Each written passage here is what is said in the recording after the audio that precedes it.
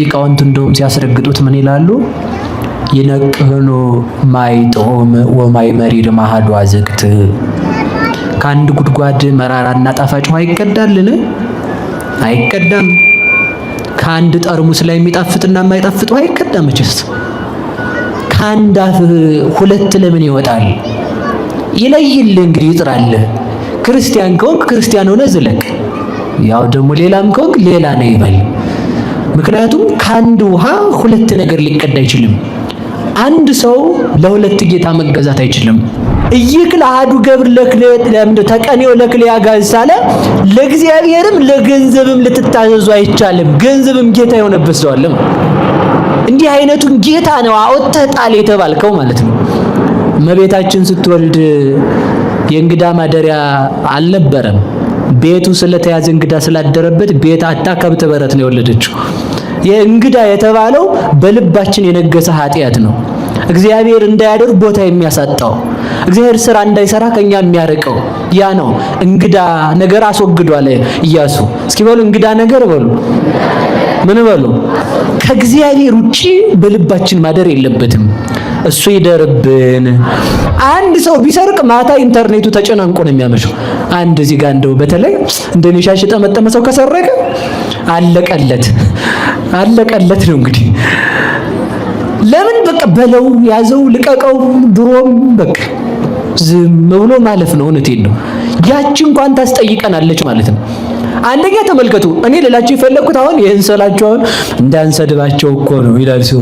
ጅል እስኪ በል ስደበኝና ምቀንስልኝ ነገር ካለ ማለት ነው። በል ውረድ ከፈለገ።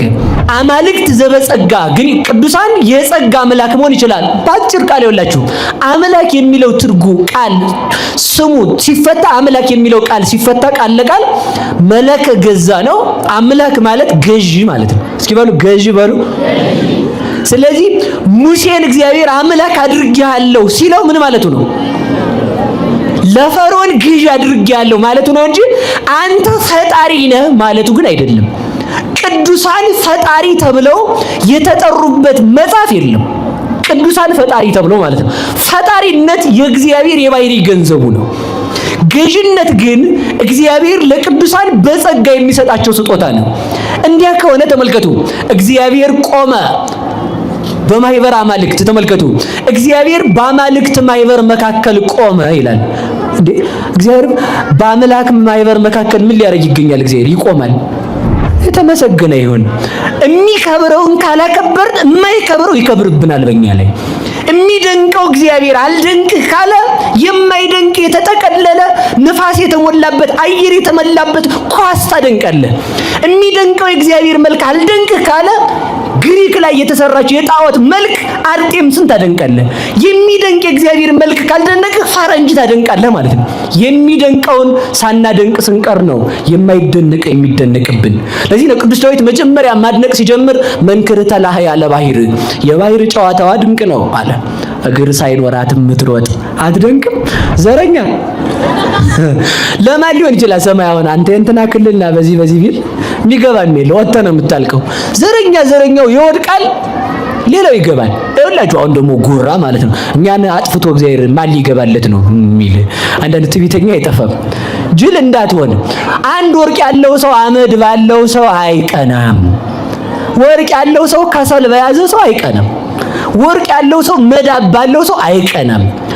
ወርቅ ያለው ሰው ቆርቆሮ ባለው ሰው አይቀናም። አንድ ጻድቅ ያለው እግዚአብሔር ተመልከቱ፣ ዓለም ሁሉ ቢያልቅ ራሱ ዓለም ይቀርበታል እንጂ እግዚአብሔር የሚጎርልበት የለም።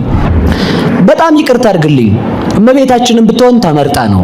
ቅዱሳንም ቢሆኑ ተመርጠው ነው። እንትናም ቢሆን ተመርጦ ነው። እንትናም ቢሆን ተመርጦ ነው። እኔ እግዚአብሔር ስላልመረጠኝ ነው። ደግሞ እግዚአብሔር ያለው አለ። ለሲኦል ካለኝም ያው ብበላም ሲኦል መግባቴ አይቀርም። ለገነትም ካለኝ ደግሞ ባልጾምም ችግር የለው። እግዚአብሔር ወስኗል ይላል ሰው። እግዚአብሔር ወስኗል እንዴ? የታያችሁት ተነጋግራችኋል? እግዚአብሔር የወሰነ እግዚአብሔር ተመልከቱ ያውቃል የሚባል እስኪ ያውቃል በሉ። በስመ አብ ወወልድ ወመንፈስ ቅዱስ አሐዱ አምላክ። ይህ የላችሁም ነው። በዚህ ኦርቶዶክሳዊ ቻናል መዝሙር የሚጠብቀኝ አይተኛ፣ ስብከት፣ ቤተክርስቲያን የምታስተምራቸው 4 ጉባኤያት አሏት። የተለያዩ ክብረ በዓላትን በቀጥታ መከታተል ይችላሉ። ቻናላችንን ሰብስክራይብ በማድረግ አገልግሎቱን ያግዙ። በስመ አብ ወወልድ ወመንፈስ ቅዱስ አሐዱ አምላክ። መጀመሪያውም መጨረሻውም መካከለኛውም ትናንት ሳይኖር የነበረ ዛሬ ሳይኖር ያለ ነገም ሳይኖር የሚኖር የሰራዊት አምላክ ቅዱስ እግዚአብሔር አምላካችን እግዚአብሔር ወልድ በወለደ በባህሪ አባቱ በማይወለድ በማይሰርጽ በእግዚአብሔር አብ ስም በተወለደ በማይወልድ በማይሰርጽ በባህሪ ቃሉ በእግዚአብሔር ወልድ ስም በሰረጸ በማይወለድ በማይወልድ በእግዚአብሔር መንፈስ ቅዱስ ስም ፍጥረታት ጸጋ ሁሉ ከባህሪው እየፈለጉለት ሲመሰገን የኖረ ዓለምን ለማዳን ሰው ሆኖ የመጣ ከባህሪ አባቱ ሳይለይ ሰው የሆነ በምላት ሳለ የተወሰነ በታችም ሳይጨመርበት ከአንድነቱ በአንድነቱ ምንታዌ በሶስትነቱ ርባይ ሳይኖርበት ዓለማትን የፈጠረ የሰራዊት አምላክ ቅዱስ እግዚአብሔር አምላካችን ከባለጸጎች ጋር የሚሰጥ ከድሆች ጋር የሚቀበል ከምስኪኖች ጋር የሚያዝን ከካህናት ጋር የሚፈታ አምላከ ነዳያን ወተስፋ ቅቡፃን ከችግረኞች ጋር የማይለይ ቅዱስ እግዚአብሔር አምላካችን ከባህሪ አባቱ ከአብ ከባህሪ ሕይወቱ ከመንፈስ ቅዱስ ጋር ቢጽ ለሌላት ለአንዲት መንግስቱ ክብርና ምስጋና ይግባው። እግዚአብሔርን የወለደችልን የሕይወታችን መሶብ እናታችን ንጽሕተ ንጹሐን ቅድስተ ቅዱሳን ድንግል ማርያም ለስም አጠራሯ ክብርና ምስጋና ይድረሰው። ምነው አኩርፋቸዋል?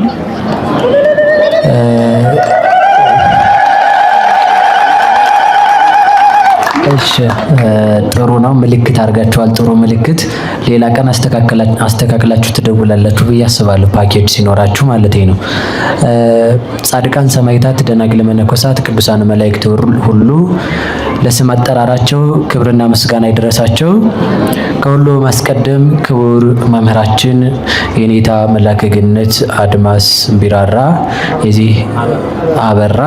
የዚህ ታላቅ ቤተክርስቲያን ዋና አስተዳዳሪ፣ ክቡር መምህራችን ሊቀ ሕሩያን ዮሐንስ አበበ የዚህ ታላቅ ቤተክርስቲያን የስብከተ ወንጌል ኃላፊ፣ ክቡር መምህራችን የኔታ ላይከ ወንጌል ገብረ መድህን ዳኘ፣ ክቡር መምህራችን መላከ ፍሳይ ሽጥላ፣ ክቡራን ሊቃውንተ ቤተክርስቲያን አባቶች፣ ስማቸውን ያልጠራኋቸው አበው፣ አይንተ እግዚአብሔር ካህናት፣ ወንድሞች ዲያቆናት፣ የቅድስት ቤተክርስቲያን ልጆች ምእመናን፣ ሴቶችም ወንዶችም አንድ አምላክ በሚሆን በአብ በወልድ በመንፈስ ቅዱስ ስም እንደምን ዋላችሁ? እንደምን አመሻችሁ? እንደምን እስከዚህ ሰዓት ደረሳችሁ? ሕይወታችንን በሱ እጅ ያደረገ ፈጥሮ የሚገዛን ፈጥሮ ያልተወን የማይዘነጋን ዕለት ዕለት የንስሐ ቀን የሚያድለን እንደ እናት ሆኖ ቆሻሻችንን የማይጸየፈን እንደ አባት ሆኖ ሞገስ የሚሆነን ሕያው እግዚአብሔር አምላካችን ለስም አጠራሩ ክብርና ምስጋና ይድረሰው። በተወሰነ ደቂቃ የምንማማርበት የትምህርታችን ርዕስ ወአጸን ልቦ ለፈርዖን የፈርዖንን ልብ አጸናለሁ በሚል ይሆናል። እስኪ በሉ የፈርዖንን ልብ አቤት። ይሄ መብራት እኔንም ረብሿል መሰለኝ አይደል? እስኪ የፈርዖንን ልብ በሉ። ምን እላለሁ? የማንን ልብ? ርዕሳችን ምንድነው? አታተበስብሱት ማለት ነው። በደንብ አድርጋችሁ አስረግጣችሁ ነው መናገር። ሰለስቱ ምዕት ሲናገሩ ምን ይላሉ? ለብላቢ አትሁን ይላሉ። በሃይማኖት አበው ሲናገሩ ማለት ነው። ለብላቢ ማለት ቱቱቱቱቱ ብሎ ልፍ ማተል አትሁን። አስረግ ወኩን በሊሃ ልሳን አከናውነህ ተናገር፣ አስረግጠህም ተናገር። ለምን? ያን ነገር የሚሰሙ ሰዎች ያንተን አቋም ያውቃሉ። አንድ ሁለተኛ ኢትኩን በሴ ዘክሌ ነገሩ ሁለት ነገር ያለው ሰው አትሁን።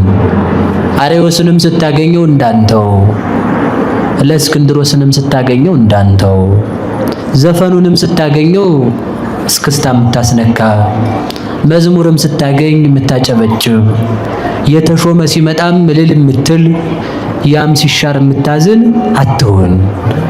በአንድ አፍህ ሁለት ነገር አይውጣ። ሊቃውንቱ እንደውም ሲያስረግጡት ምን ይላሉ? ይነቅህኑ ማይ ጦም ወማይ መሪር ማሃዱ አዘቅት። ከአንድ ጉድጓድ መራራና ጣፋጭ ውሃ ይቀዳልን? አይቀዳም። ከአንድ ጠርሙስ ላይ የሚጣፍጥና የማይጣፍጥ ውሃ ይቀዳም? መቼስ ከአንድ አፍህ ሁለት ለምን ይወጣል? ይለይልህ እንግዲህ ይጥራልህ። ክርስቲያን ከሆንክ ክርስቲያን ሆነ ዝለቅ። ያው ደግሞ ሌላም ከሆንክ ሌላ ነው ይበል። ምክንያቱም ከአንድ ውሃ ሁለት ነገር ሊቀዳ አይችልም። አንድ ሰው ለሁለት ጌታ መገዛት አይችልም። አሃዱ ያፈቅር ወካልኦ ይጸልእ አለ ጌታ። አንዱን ይጠላል፣ አንዱንም ይወዳል። ለምሳሌ ሕፃናት አክስታቸውንም እናታቸውንም ይወዳሉ። ደግ አይደሉ? ድግስ ሄደው ሲሰናብቱ ከዛ እናቲቱ ተነስታ ቤት ልሄድ ነው ስትል የእናቲቱንም ቀሚስ ይዞ የአክስቲቱንም ቀሚስ ይዞ እሪ መካከል ላይ ማለት ነው። አንድ ነው ልትወድ የምችለው ወይ እግዚአብሔርን ውደድ ወይ ሰይጣንንም ከወደድክ ሞክረው ነው። እግዚአብሔር አስገድዶ አያጸድቅም። እሺ አስገድዶ በፍጹም የኔ ትሆናለህ ያለዛ አናትክ ነው አይልም እግዚአብሔር። ከፈለከ እኔ ጋር መሆን ከፈለገ ይሄን ታገኛለህ፣ እኔ ይሄንን ታገኘኛለህ። ሰይጣንንም ከፈለከው ሰይጣንን ማምለክም ከፈለገ አምልከው፣ ግን አይጠቅምም እንጂ ከጠቀመ ነው። አንድ ሰው ሁለት ነገርን አይወድም። ሰይጣንን አምልኮ አላልኩም። እሺ ነገር ሰንጣቂዎች ስርዓት ያዙ።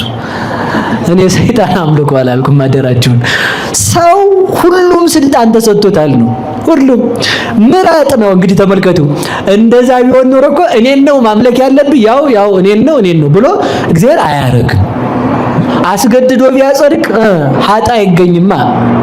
አስገድዶ ሰይጣን ቢያስኮንን ጻድቅ አይገኝም። ሰው በፈቃዱ መርጦ ይረክሳል፣ በፈቃዱ ይቀደሳል፣ በፈቃዱ ይኖራል። ለዚያች ለመረጣት ፈቃድ እንዲገዛ እግዚአብሔር ስልጣን ሰጥቶታል። ያችን ፈቃዱን የኛን ፈቃድ እንኳን ሰይጣን እግዚአብሔርን አሸንፎ ስልጣን አለው፣ ግን አስገድዶ እንኳን አያጸድቀንም። ለምን? ስልጣናችንን ሰጥቶናል። በእግዚአብሔር መልክ አይደል እንዴ የተፈጠርነው? እስኪ በሉ በእግዚአብሔር መልክ በሉ። እግዚአብሔርን የሚያሸንፈው አለ? የለም። እግዚአብሔር የወደደውን እንደሚያደርግ ሰው የወደደውን ለመስራት ስልጣን ተሰጥቶታል።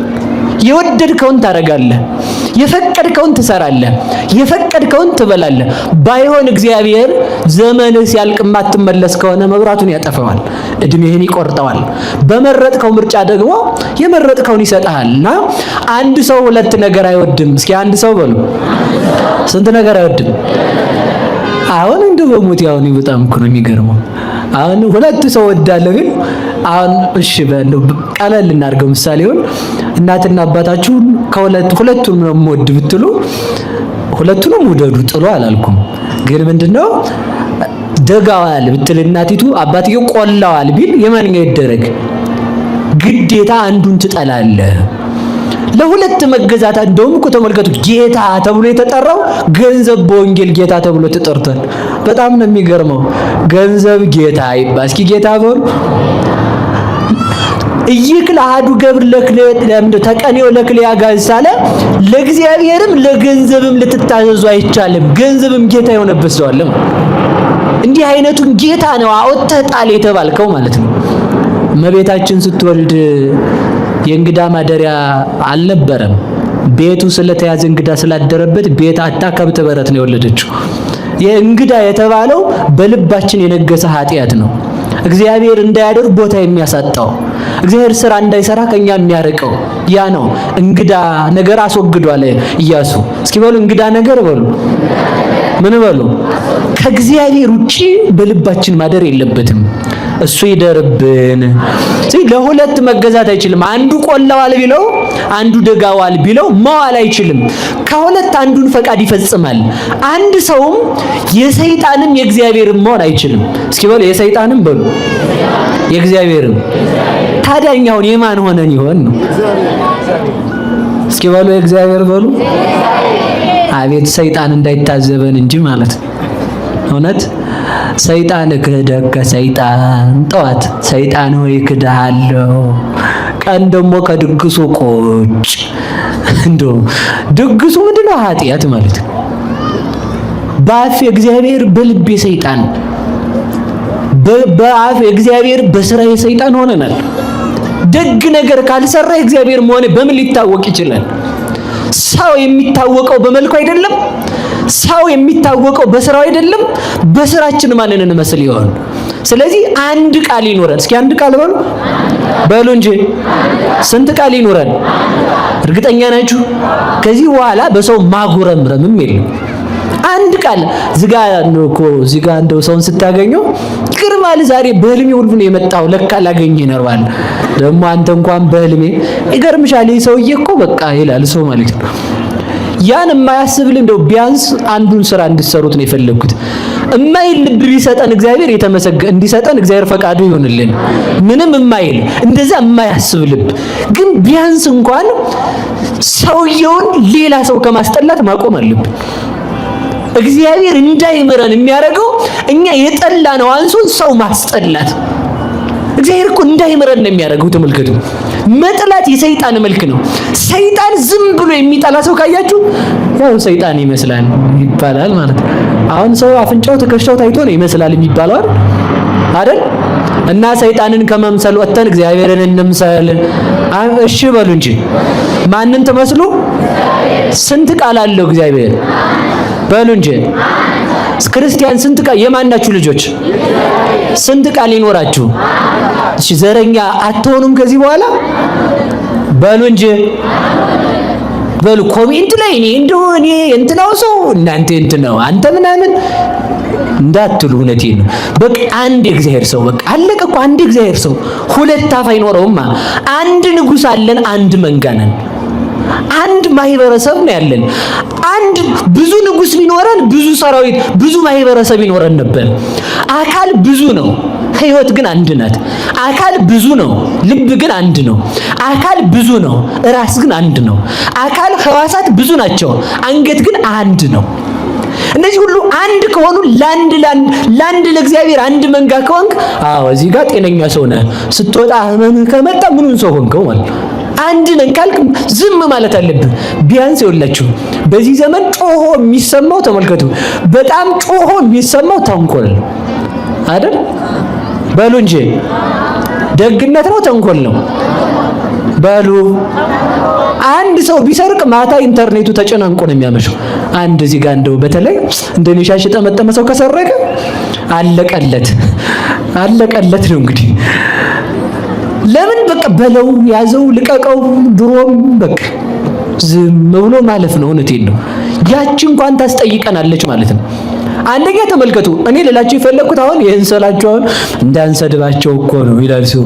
ጅል እስኪ በል ስደበኝና ምቀንስልኝ ነገር ካለ ማለት ነው። በል ውረድ ከፈለገ። ያንተ ስድብ መቀየርም አይችልም ማክበርም አይችልም። ብታመሰግን ምንም ማጨም እንደውም ከምታመሰግን ብትሳደብ ጥሩ ነው። አዎ ሰይጣን ደግ ነገርን ስለሚናገር አንተ ክፉን ተናገር፣ ችግር የለውም።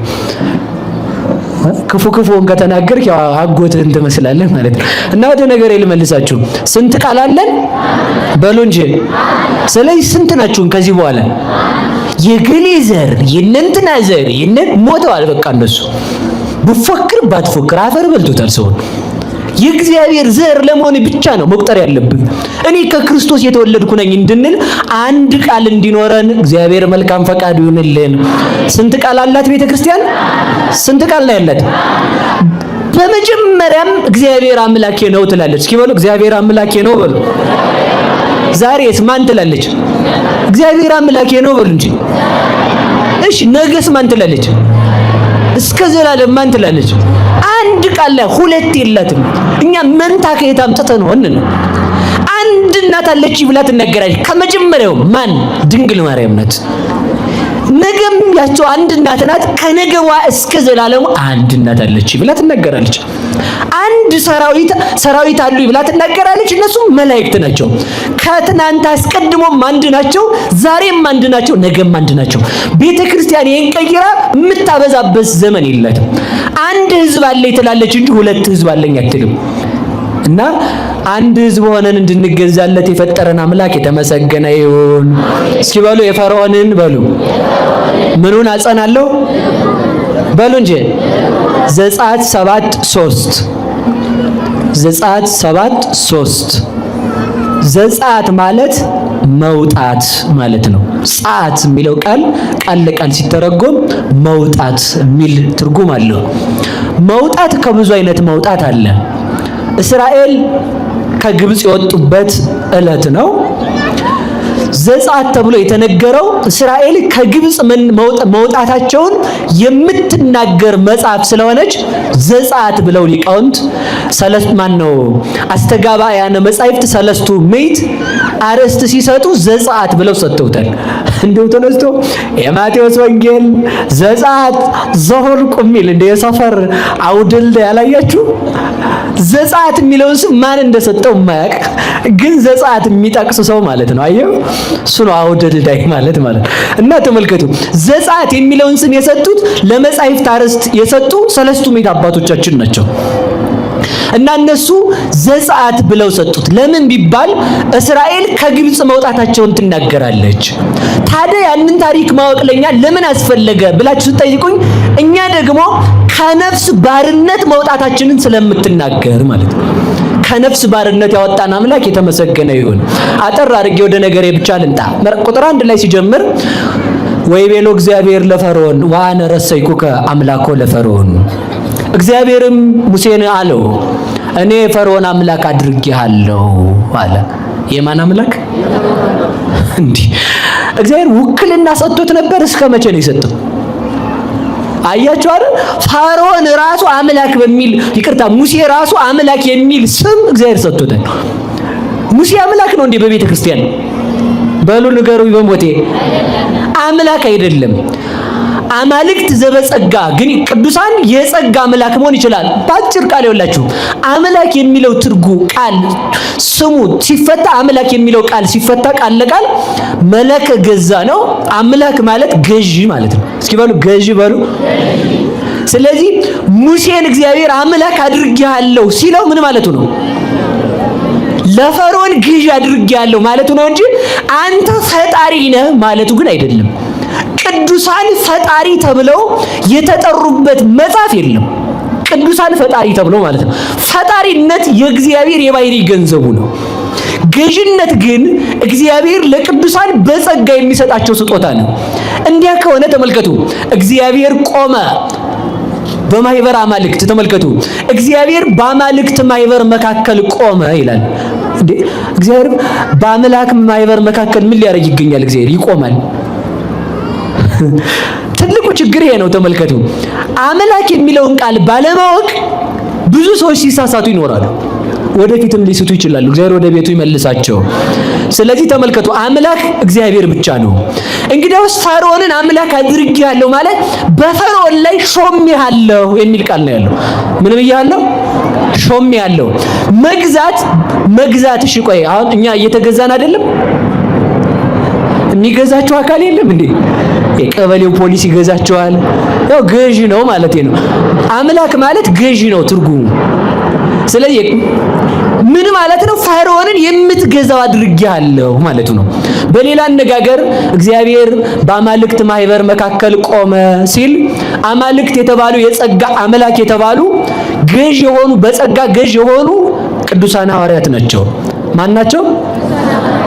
በሉ እንጂ ቅዱሳን ሐዋርያት ገዥ ይባላሉ። ለምን? እግዚአብሔር ምን ብሏቸዋል? ግዙ ብሏቸዋል። እግዚአብሔር ስልጣን ስለሰጣቸው። ለዚህ ነው ቅዱስ ዳዊት ምን አለ? መኑ ይመስለከ እምነ አማልክት እግዚኦ፣ ከአማልክት መካከል አንተን የሚመስል ማን ነው? አንተን የሚመስል ማን ነው ማለት ምን ማለት ነው? አምላክ አንተ ሙሴን ለፈርዖን አምላክ አድርጌ ሾሜያለሁ ብለዋል። ሐዋርያትም አማልክት ዘበጸጋ ይባላሉ። አንተን ግን ከሐዋርያት መካከል የሚመስል ማን ነው? እንደውስ ተመልከቱ። እንኳንስ የሰው እጅ ከሰራቸው ከአጵሎስ፣ ከአርጤምስ፣ ከዜን፣ ከግሪክ አማልክታት እንኳንስ እነሱ ይቅርና የጸጋ አምላክ ከሆኑት ከሐዋርያት መካከል የሚመስል አንተን ማን ነው? ከሐዋርያ የገዛለ ከሐዋርያ ሙት ያስነሳለ በባህሪው ሙት ያስነሳ ግን የለም በጸጋ እንጂ። ከሐዋርያት መካከል የመገባለ ህብስት አበርክቶ የመገባለ ውሃ ካለት ላይ ያፈለቃለ ሰዎችን ወደ እግዚአብሔር ያደረሳለ ስጋውን ቆርሶ ደሙን አፍስሶ ግን እንዳንተ የሰጠ የለም ተብሎ የማይተካ አምላክ የባህሪ አምላክ እግዚአብሔር ብቻ ነው። የባህሪ አምላክ ማን ነው? ማን ነው አምላካችን? ማን ነው አምላካችን? እስኪ አምላካችን እግዚአብሔር ነው በሉ። ገዣችን እግዚአብሔር ነው። ገዣችን ማን ነው? ገዣችን እግዚአብሔር ከሆነ እሺ አትገዛም። አሁን አንተ ቅዱሳን ገዢ ናቸው ስልህ አረረረ እንዴት ይሆናል? የመጽሐፍ ቅዱሳዊ አይደለም ካልክ እሺ አንተ የሚገዛ የለም? እንኳን ሌላ ሆድ አይደል ሲያዞረው የሚውለው ሆዱ እኮ ነው ሰው ሲያዞረው። አሁን ሰው ጧት አላርም ቀጥሮ ስራ የሚገባው ለሆዱ እየተገዛ ነው። እንኳን ሰው ሆድ ይገዛል። ባለስልጣን የቀበሌውማ ሾር ነው የሚያደርግ እንዲህ ሾር እንደ እንዝርት ማለት ነው። አቀማመጣችሁን እኮ እናውቃችኋለን። ችግር የለም። ቄስ ሲመጣ ነው እንጂ እናንተ ጋር ምንም የማይመስላችሁ። ደግሞ እኮ ይሄን እግዚአብሔር የተመሰገነ ይሁን እንጂ በእውነቱ ማለት ነው። አሜን በሉ። እውነት የተመሰገነ ይሁን። በሰማይም በምድርም የሚያስረውን ቄሱን ብታቃልል መታወቂያ አምጣ ጉልበት ትስማለህ ጌታዬ ወርደ ኧረ እባክህ መልስልኝ ብለህ ማለት ነው። የተመሰገነ ይሁን። የሚከብረውን ካላከበር የማይከብረው ይከብርብናል በእኛ ላይ። የሚደንቀው እግዚአብሔር አልደንቅህ ካለ የማይደንቅ የተጠቀለለ ንፋስ የተሞላበት አየር የተሞላበት ኳስ ታደንቃለህ። የሚደንቀው የእግዚአብሔር መልክ አልደንቅህ ካለ ግሪክ ላይ የተሰራች የጣዖት መልክ አርጤምስን ታደንቃለህ። የሚደንቅ የእግዚአብሔር መልክ ካልደነቅህ ፈረንጅ ታደንቃለህ ማለት ነው። የሚደንቀውን ሳናደንቅ ስንቀር ነው የማይደነቅ የሚደነቅብን። ለዚህ ነው ቅዱስ ዳዊት መጀመሪያ ማድነቅ ሲጀምር መንክርተ ላህያ ለባህር የባህር ጨዋታዋ ድንቅ ነው አለ። እግር ሳይኖራት የምትሮጥ አትደንቅም? ሰው አሁን ባህርን እኮ አይታችሁ አታውቁም። ውሃ ታውቃላችሁ? ባህር አይታችሁ ታውቃላችሁ? ዘራታውቁም። ሰው አሁን አውቃለሁ የሚለው ዝም ብሎ አይቶ ነው። ማወቅ የሚባለው ተመልከቱ። ምን አላት ባህርሽ? እግር ሳይኖራት የምትሮጥ ናት። የላችሁ የሚያስደንቀው እሱ ነው። አፍ ሳይኖራት የምትጮህ ሹ ሹ ሹ ሹ የምትል እንግዲህ ሄዳችሁ አዳምጡሽ። አፍ የላትም ግን ትጮሃለች። ተመልከቱ እንዴት ያለ ድንቅ ነው! ተመልከቱ ሞገዷስ እንዴት ያለ ነው! ስትጫወት ተመልከቱ። ሞገድ ነፋስ ሽርብርብ እያደረገ ሲያመጣት ምንኛ ነው የምትደንቀው!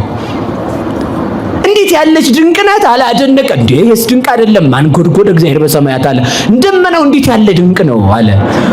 እሱ ብትን ሆኖ ብትን ያልሆነውን ውሃ የሚሸከም እስኪ ወንድ እስኪ በወንፊት ውሃ ማምጣት ከቻልክ ማለት እስኪ ወንድ ማለት ነው። እስኪ በልብ እንግዲህ አሁን ጀግና ከሆንክ እስኪ በጉም ውሃ ቋጥረ ማምጣት ከቻልክ በጢስ እስኪ ያለ ይህና እግዚአብሔር እኮ በጢስ አሁን ተመልከቱ። በፕሌን ስትሄዱ ፕሌኑ ደመናውን አልፎት ይሄዳል። ደመና ግን ውሃ ተሸክሞ ነው የሚኖረው። አይደንቃችሁ? እሱ ብትን ሲሆን እሱ ቀላል ነገር ሲሆን ከባዱን ውሃ እንዲሸከም አደረገው። ከዚህ በላይ ማድነቅ ከፈለገ እግዚአብሔርን አታደንቅም? ማየት ከፈለገ ይህን ያደረገ እግዚአብሔርን ነው እንጂ ፀሐይ አብርታ ብርሃኗ የማያልቅ ነፋሳት ወጥተው የማያልቁ ተመልከቱ። አድንቃ ይሄን አንተ አንድ ኪሎ አፈር ውሃ ላይ ብታደርግ ይሰጥማል። እግዚአብሔር መሬትን ያስቀመጣት ውሃ ላይ ነው። አድንቀው ይሄን ማድነቅ ከፈለገ ማደግ ከፈለገ ሰው አላድግ ሲል ነው። ተመልከቱ በጣም ድንቅ ነገር እሺ፣ በጣም ድንቅ ነገር እሺ። ባክቴሪያ ወረንዱ ተላይተ ነው ድንቆ እውነት በጣም የሚያፍረው የሚያሳፍሩ ጉዙ። እሺ አሁን ሰልጥነ በጣም ሲሰለጥን የምታዩት ትል ነው በቴክኖሎጂ ማለት ነው። በጣም ሲሰለጥን እንዲያርገ የምታየው ደመና ነው። በቃ ሌላ ምንም ትርጉም የለውም። በጣም ስትር እግዚአብሔር ሲገባ ግን እስኪ አሁን ማን አለ እንደው መሬትን በኋላ ያስቀመጠ እንኳን መሬትን አይደለም ልብስህን ውሃ ላይ ያስቀምጠው ይውላል አይውልም። ድንቅስ እግዚአብሔር ውሃን በመሬት ላይ ይሰራ። ድንቅ ይለዋል እግዚአብሔር ነው። ድንቅ ይለዋል እግዚአብሔር ነው። እሳትን፣ ውሃን፣ ነፋስን አንድ ቤት ቆልፎ ሰው ያደረገ ማለት ነው። ሰው እኮ የአራት ጠበኞች ስምምነት እኮ ነው። ተመልከቱ። የስንት ጠበኞች? ታዲያ ሰው ጠቦታል፣ ከሚስቱ ጋር ቤቱ ጠቦታል፣ ባለስልጣን ወንበሩ ጠቦታል። ጠበኞች በተስማሙበት ዓለም እውነቴን እኮ ነው። ቢያንስ ሰው አይምሮ ካለው ፍጥረት ያንሳል፣ ከሌለው ፍጥረት ያንሳል እንዴ? በሞት ያፈርሰዋል። አይምሮ ከሌለው አንሰናል አላለስንም በሉ እንጂ። እሺ እሳት አሁን እናንተ ውስጥ አለ የለም? ቸክ አድርጎ የሚሞቀው የእሳት ባህሪያችሁ ነው። እሺ እሱ ከሌለ ቀዝቅዛ፣ ከቀዘቀዝክ ደግሞ ሞታል። በቃ ምንም ትርጉም የለውም። መጀመሪያ ሰው አሁን ቸክ ይደረግ፣ እግሩን ነካ ስታረጉት በረዶ እየሆነ ከሄደ አይ አራሙ ጭንቅ ነው እንትን እየቀዘቀዘ ነው ማለት ነው። ሰው ተመልከቱ፣ የአይምሮ የሌለው ፍጥረት ከውሃ ጋር ቆጫል አንድ ጋር ማለት ነው። ውሃን ቢያጠፋት አትኖርም፣ ደግሞ ትደርቃለህ ማለት ነው። ነፋስ ደግሞ ተመልከቱ፣ ወጣ ብትሄድ ደግሞ የነፋስ ባህሪያችን ኦክሲጅን መሳባን ማደግ የምንችለው በነፋስ ባህሪያችን መሆን ማወቅ አለባችሁ። ይሄ እስመ ነፋስ ይስቦ ለቁመተ ስጋነ፣ ሰውን እንዲያድግ የሚያደርገው ምንድነው? ኦክሲጅን ነው፣ ነፋስ ነው ማለት ነው። ሰው ማደግ የሚችለው በአየር ነው። እንድንረዝም እንድናድግ የሚያደርገን እግዚአብሔር ነው። ተመልከት፣ ነፋስ ከመሬት ጋር መቼም ቢሆን ስምምነት የለትም። እቤት አትገባም። የሚጋረዳት ምንድነው? መሬት ነው። ድንጋይም ምንም ያው ድንጋይ ብትሉትም ጭቅሳው እንደ ድንጋይ አጥንታለሁ። እሺ እንዳትሸወዱ። እና ተመልከቱ፣ እነዚህን አስማምቷ ኖረ። እኛንን እኮ ቦታ የጠበበን ጠቧል። ቤተክርስቲያኑ ጠቧል። ስልጣን ጥብብ ሆድ ጥብብ አድርጎታል። ቤታችሁ ተመልከቱ፣ ከተማው ጠቧል ለባለ ስልጣናቱ። ሰውን በዘሩ፣ ሰውን በመልኩ፣ ሰውን በጎጡ ከፋፍለው ጨረሱት። ከፋፍለው ማለት ነው። ሰው ቢያንስ እንደው ተመልከቱ፣ አይምሮ ከሌለው ፍጥረት መማር ነበረበት። እኛ ክርስቲያኖች ግን አንድ ነን። እስኪ በሉ እኛ ክርስቲያኖች በሉ። ሀገራችሁ የት ነው? ሰማይ የሚገባ ማን ነው? ዘረኛ ለማን ሊሆን ይችላል? ሰማይ አሁን አንተ እንትና ክልልና በዚህ ቢል የሚገባም የለው፣ ወጥተህ ነው የምታልቀው። ዘረኛው ይወድቃል፣ ሌላው ይገባል። ይኸውላችሁ አሁን ደግሞ ጎራ ማለት ነው። እኛን አጥፍቶ እግዚአብሔር ማን ሊገባለት ነው የሚል አንዳንድ ትዕቢተኛ አይጠፋም። ጅል እንዳትሆን። አንድ ወርቅ ያለው ሰው አመድ ባለው ሰው አይቀናም። ወርቅ ያለው ሰው ከሰል በያዘ ሰው አይቀናም። ወርቅ ያለው ሰው መዳብ ባለው ሰው አይቀናም። ወርቅ ያለው ሰው ቆርቆሮ ባለው ሰው አይቀናም። አንድ ጻድቅ ያለው እግዚአብሔር ተመልከቱ፣ ዓለም ሁሉ ቢያልቅ ራሱ ዓለም ይቀርበታል እንጂ እግዚአብሔር የሚጎርልበት የለም። ፈጥሮንም ያደረግንለት ነገር የለም። ቸግሮት አናለብሰው፣ ውሃ የሚያመጣለት ጠፍቶ አንቀዳለት፣ ሰራዊት አጥቶ አንደራጅለት። የሚያለብሰው ሰራዊት አጥቶ አንደራጅ፣ ድሃ ሆኖ አናመድረው፣ ጨልሞለት አናበራለት፣ ርቦት አናበለው። የፈጠረን እግዚአብሔር ለቸርነቱ ነው። በቸርነቱ የፈጠረን አምላክ የተመሰገነ ይሁን። ስለዚህ ምን ብሎ መኖር በሉ? ተስማምቶ መኖር በሉ። ቆዩ እስኪ በሉ ተስማምቶ መኖር በሉ። ምን ብሎ መኖር? ምን ብሎ መኖር?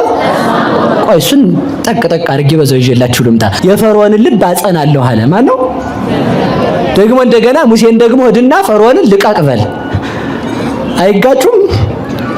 አይጋጩም? ግን ይጋጫሉ አይደል? ግን አይጋጩም። ምን አለ እግዚአብሔር? መጀመሪያ ና ሂድና ሙሴን ሕዝቤን የምታወጣ አንተ ነህ አለ። ከዛ ደግሞ ምን አለው? ፈርዖንን ደግሞ ልቡን አጸናዋለሁ። እንዲህ አይነት ነገር ምን ማለት ነው? አትጠይቁም? በደንብ አድርጋችሁ መጠየቅ አለባችሁ። እግዚአብሔር የፈርዖንን ልብ ካጸና ሙሴን ደግሞ ሄደ ግጠመው ካለ እግዚአብሔር ለቱ ስብሐት። ሰው የሚያጋጥም አምላክ ነው እንዴ? ነው? አቤት።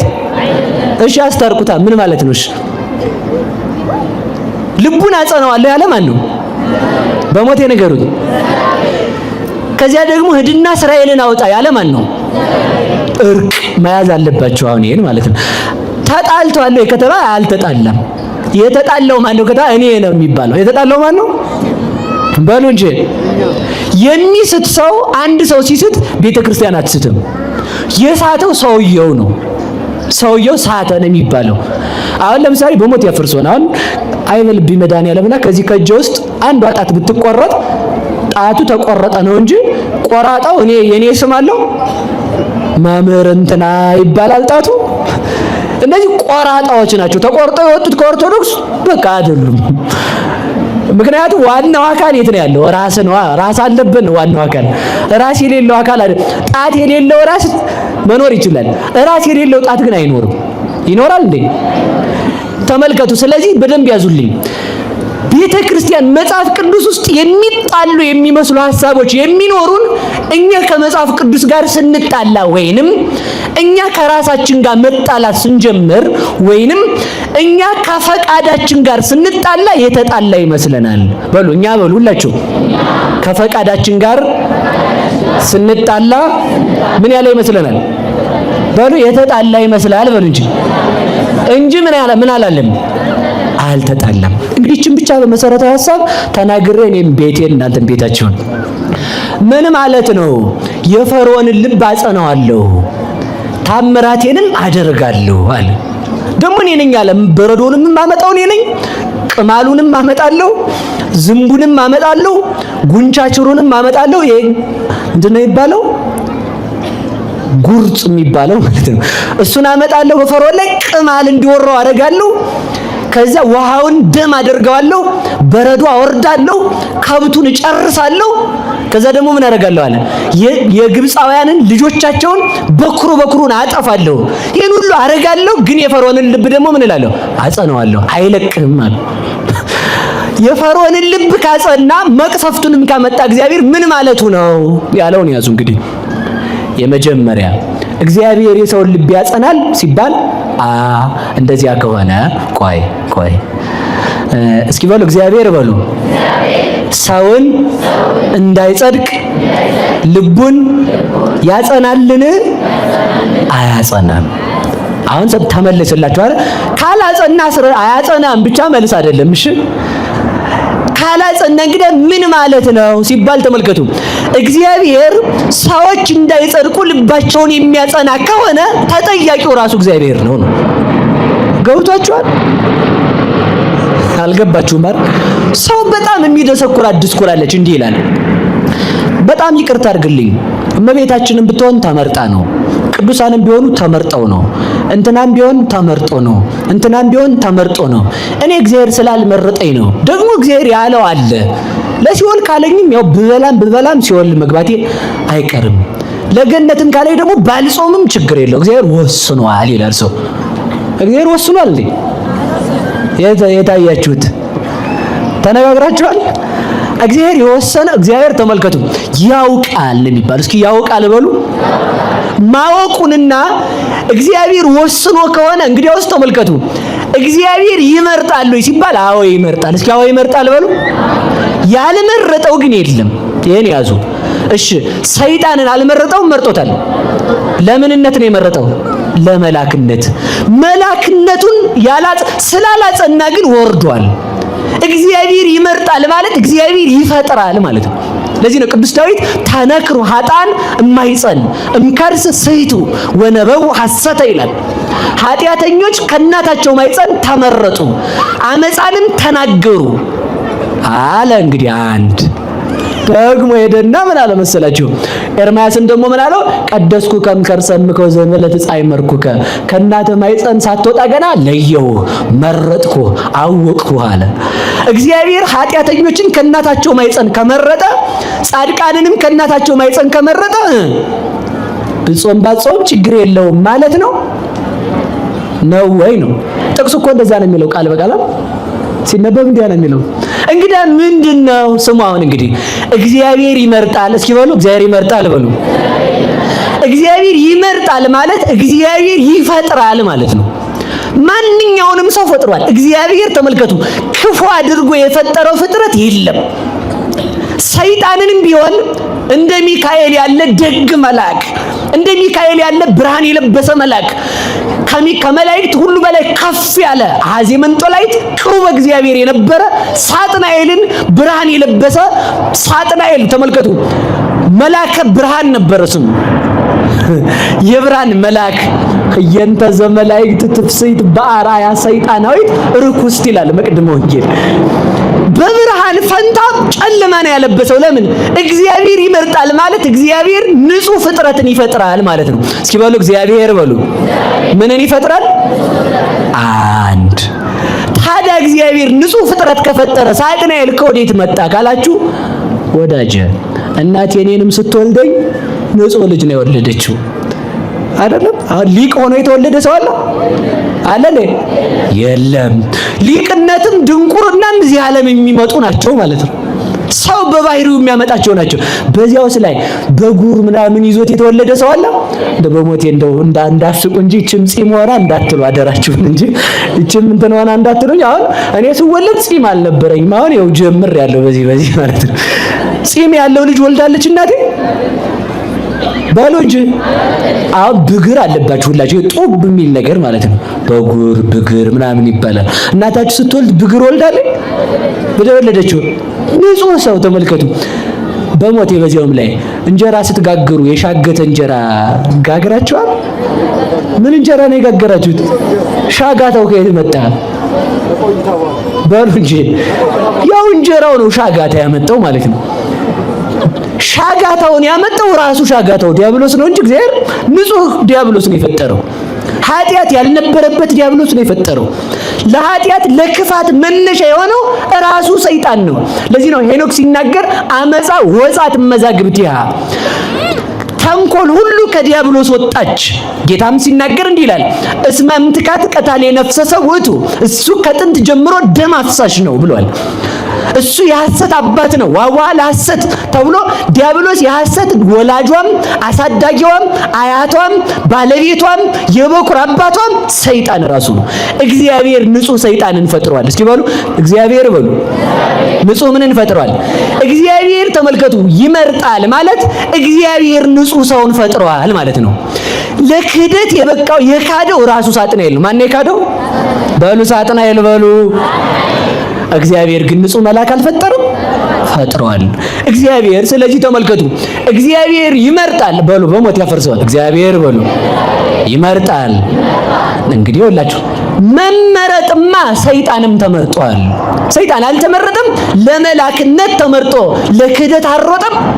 መመረጥማ ተመልከቱ፣ አዳምና ሔዋንም ተመርጠዋል። ከመሬት መርጦ ሰው አድርጎ በመልኩ ፈጥሮ ገነትን እንዲሰሯት እንዲኮተኩቷት በገነት አላኖራቸውም? ለገነት ተፈጥረው ለገሃነም የወረዱ አዳምና ሔዋንም አሉ። መመረጥማ ዲያብሎስም ተመርጧል። መመረጥማ ማንም ተመርጧል? አዳምም ተመርጧል። መመረጥማ ይሁዳም ተመርጧል። እስኪ በሉ መመረጥማ በሉ ማን ተመርጧል? በሉ እንጂ